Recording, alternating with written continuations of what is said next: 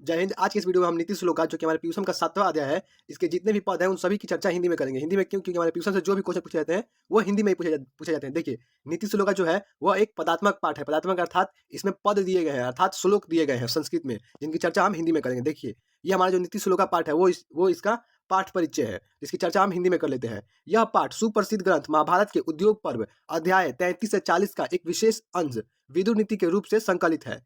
जब युद्ध निकट था तब धृतराष्ट्र ने अपने मंत्रियों में प्रमुख विदुर से अपने मन को शांत करने के लिए नीति के बारे में कुछ प्रश्न पूछे और विदुर ने उनका उचित उत्तर देते हैं।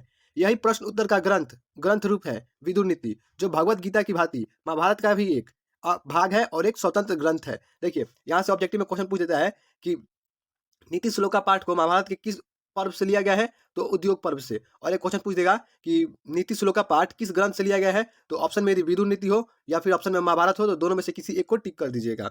देखिए, ऑप्शन में कोई एक ही रहेगा, या तो महाभारत रहेगा या फिर विदुर नीति रहेगा। दोनों में से कोई एक ऑप्शन में रहेगा, जो भी ऑप्शन में रहेगा उसे टिक कर दीजिएगा। देखिए, यहाँ से थर्ड क्वेश्चन पूछता है कि धृतराष्ट्र के प्रश्नों का उत्तर किसने दिया, तो विदुर ने। विदुर ने किसके प्रश्नों का उत्तर दिया, तो धृतराष्ट्र के प्रश्नों का उत्तर दिया।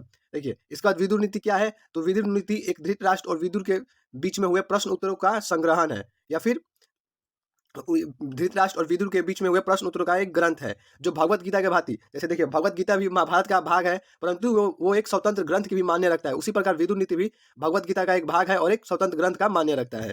देखिए, हमारा पहला श्लोक ये है, जिसमें पंडित के बारे में विदुर बताते हैं धृतराष्ट्र से कि पंडित किसे कहते हैं। देखिए, जिसकी क्रिया में सर्दी, गर्मी, भय, भावुकता, समृद्धि या असमृद्धि बाधा ना हो, वह पंडित कहलाता है।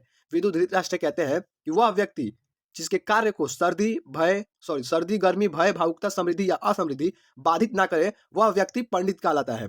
सेकंड श्लोक में भी विदुर धृतराष्ट्र से पंडित के ही बारे में बताते हैं कि सभी जीवों के रहस्य को जानने वाला, सभी कर्मों के कौशल को जानने वाला और मनुष्यों के उपायों को जानने वाला मनुष्य पंडित कहलाता है। देखिए, थोड़ा हेल्थ इशू है इसलिए कॉम्प्रोमाइज कीजिएगा। देखिए, क्वेश्चन पूछ देता है सब्जेक्टिव में कि पंडित किसे कहा जाता है, तो ये फर्स्ट या सेकंड किसी एक श्लोक को आप लिख दीजिएगा तो आपका आंसर हो जाएगा, आपको 2 नंबर मिल जाएगा।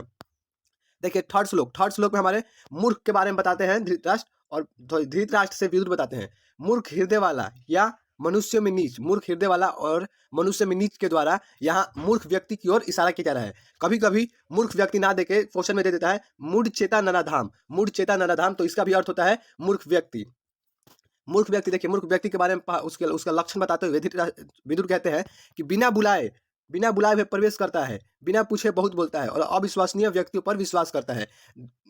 विदुर बोलते हैं धृतराष्ट्र से कि जो व्यक्ति बिना बुलाए हुए प्रवेश करता है, बिना पूछे बहुत बोलता है और अविश्वसनीय व्यक्तियों पर विश्वास करता है, वह मूर्ख कहलाता है, मूढ़ चेता नराधाम व्यक्ति कहलाता है। देखिए, हमारा चौथा श्लोक है ये, इसका भी हम हिंदी में अर्थ देख लेते हैं। देखिए, एक धर्म ही श्रेष्ठ श्रेय, एक क्षमा ही उत्तम शांति, विद्या ही परम तृप्ति और एक अहिंसा ही परम सुख देने वाली है। देखिए, यहाँ से क्वेश्चन पूछ देता है कि श्रेष्ठ श्रेय देने वाली क्या है, तो श्रेष्ठ श्रेय देने वाली धर्म है, उत्तम शांति देने वाली क्षमा है, परम तृप्ति देने वाली क्या है, तो परम तृप्ति देने वाली विद्या है। या फिर ऐसे भी क्वेश्चन पूछ देगा कि विद्या क्या देने वाली है, तो परम तृप्ति देने वाली है। ऐसे भी क्वेश्चन उल्टा भी पूछ सकता है। और पूछ देगा क्वेश्चन कि परम सुख देने वाली क्या है, तो परम सुख देने वाली अहिंसा है। याद कर लीजिएगा ये चौथा श्लोक का। देखिए, पांचवा श्लोक में नरक के द्वार में बताते हुए विदुर कहते हैं कि काम, क्रोध और लोभ ये 3 नरक के द्वार है, अतः आत्मा को नष्ट होने से बचाने के लिए इन तीनों को छोड़ देना चाहिए। धृतराष्ट्र से विदुर बताते हैं कि जो काम है, क्रोध है और लोभ है, ये 3 नरक के द्वार है, अतः आत्मा की रक्षा के लिए आपको इसे त्याग देना चाहिए। यहाँ से ऑब्जेक्टिव में क्वेश्चन पूछ देता है कि नरक के कितने द्वार होते हैं, तो नरक के 3 द्वार होते हैं। और सब्जेक्टिव में पूछता है कि नरक के 3 द्वारों का नाम लिखे, तो काम, क्रोध और लोभ। देखिए, ये हमारा छठा श्लोक है, इसका अर्थ भी हम हिंदी में देख लेते हैं। ऐश्वर्य चाहने वाले व्यक्ति को निंद्रा, तंद्रा, भय, क्रोध, आलस्य और दीर्घसूत्रता इन 6 दोषों को त्याग कर देना चाहिए। ऐश्वर्य चाहने वाले यानी अपना भलाई चाहने वाला व्यक्ति को निंद्रा यानी कम सोना चाहिए। तंद्रा, देखते होंगे आप, कोई व्यक्ति लगता है कि अभी सो के उठा है या फिर अभी सोने वाला है, तो उसी स्थिति को तंद्रा कहते हैं। भय के बारे में तो जानते हैं, डर, क्रोध, गुस्सा, आलस्य, कुछ ना करने का सोच। और दीर्घसूत्रता का अर्थ होता है टालूपन। जैसे हम कहते हैं, कोई बच्चा कह देता है कि आज नहीं कल करेंगे, कल नहीं परसों करेंगे, उसी को दीर्घसूत्रता कहा जाता है। इन 6 दोषों को त्याग कर देना चाहिए। पूछ देता है सब ऑब्जेक्टिव में कि अपना ऐश्वर्य चाहने वाले व्यक्ति को कितने दोषों को त्याग कर देना चाहिए, तो 6 दोषों को। और सब्जेक्टिव में पूछता है किस किस दोष को, तो निद्रा, तंद्रा, भय, क्रोध, आलस्य और दीर्घसूत्रता। देखिए, हमारा 7वां श्लोक है कि ये हमारा 7वां श्लोक है, इसका भी अर्थ हम हिंदी में देख लेते हैं। देखिए, धर्म की रक्षा सत्य से, विद्या की रक्षा योग से, रूप की रक्षा स्वच्छता से और कुल की रक्षा वृत्ति से होती है। देखिए, धर्म की रक्षा किससे होती है? तो सत्य से। विद्या की रक्षा योग से, योग का अर्थ होता है अभ्यास। रूप की रक्षा स्वच्छता से, स्वच्छता का होता है उपटन। स्वच्छता की जगह पर कभी-कभी उपटन भी दे देता है, उपटन, उपटन या फिर मृज्या, मृज्या। रूप की रक्षा किससे होती है? तो स्वच्छता से या फिर उपटन से या फिर मृज्या से। ऑप ऑप्शन में ये तीनों में से कोई एक रहेगा तो आप उसी पे लगा दीजिएगा। कुल की रक्षा वृत्ति से होती है। वृत्ति का अर्थ होता है मन और चित्त का व्यवहार। मतलब हम किस प्रकार का व्यवहार करते हैं वही हमारी वृत्ति कहलाती है। हम जैसा व्यवहार करेंगे वैसे हमारी कुल का नाम रहेगा। यदि हम अच्छा व्यवहार नहीं करेंगे तो हमारा कुल का नाम मिट्टी में मिल जाएगा और अच्छा करेंगे तो और भी ऊपर हो जाएगा। तो इसी प्रकार कुल की रक्षा वृत्ति से होती है।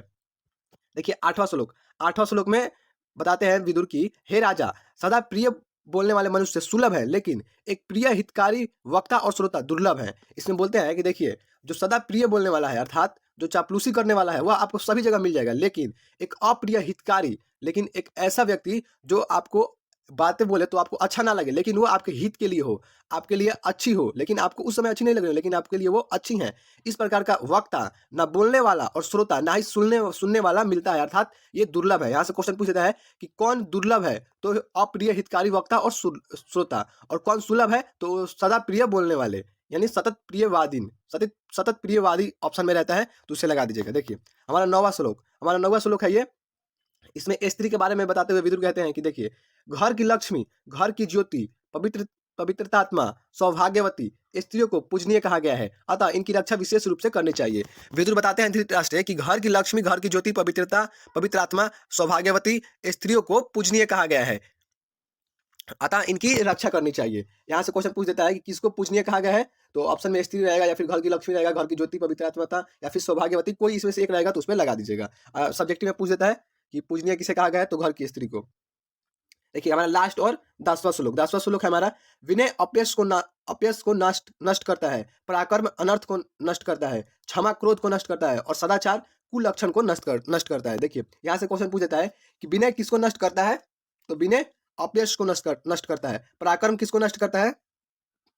पराक्रम का अर्थ होता है बल किसे नष्ट करता है? तो अनर्थ होने से किसी चीज को बचाता है। यदि आपके पास बल रहे तो आप कुछ अनर्थ होने से रोक लेंगे। क्षमा किसे नष्ट करता है? तो क्रोध को। और सदाचार कुलक्षण को नष्ट करता है, सदाचार। देखिए अपयश का अर्थ होता है आपके बारे में जो बुराई फैली हुई है समाज में, उसी को अपयश कहते हैं। और पराक्रम यानी बल, पराक्रम किसे नष्ट करता है? तो अनर्थ को। ये याद रखिएगा, ऑब्जेक्टिव में क्वेश्चन पूछा जाता है। देखिए कल का हमारा HW क्वेश्चन था कि मैत्रेयी कौन थी? तो देखिए इसका उत्तर होगा, बृहद आरण्य उपनिषद में मैत्रेयी को याज्ञवल्क्य की पत्नी के रूप में वर्णित किया गया है, जिसे याज्ञवल्क्य आत्म तत्व की शिक्षा देते थे। ये हमारा संस्कृत साहित्य लेखिका चैप्टर का क्वेश्चन था, पार्ट 4। यदि आपने नहीं देखा है तो इसका लेक्चर जाके देख लीजिएगा। देखिए भारत महिमा पाठ का प्रथम पद किस पुराण से संकलित है? ये हमारा भारत महिमा पाठ का क्वेश्चन है। यदि आपने नहीं देखा है ये इसका लेक्चर तो जाके प्लेलिस्ट सेक्शन में देख सकते हैं या फिर वीडियो के डिस्क्रिप्शन में लिंक होगा, आप वहां से भी देख सकते हैं। इसका आंसर यदि आपको पता है तो कमेंट सेक्शन में मेंशन कीजिए। नेक्स्ट वीडियो में हम नीति श्लोक का जो पार्ट है इसके ऑब्जेक्टिव क्वेश्चन की चर्चा करेंगे, जिसे देखने के लिए आपको हमारे चैनल को सब्सक्राइब करना होगा ताकि वीडियो की नोटिफिकेशन मिल जाए। जय हिंद, जय भारत। मिलते हैं नेक्स्ट वीडियो में ऑब्जेक्टिव क्वेश्चन के साथ। धन्यवाद।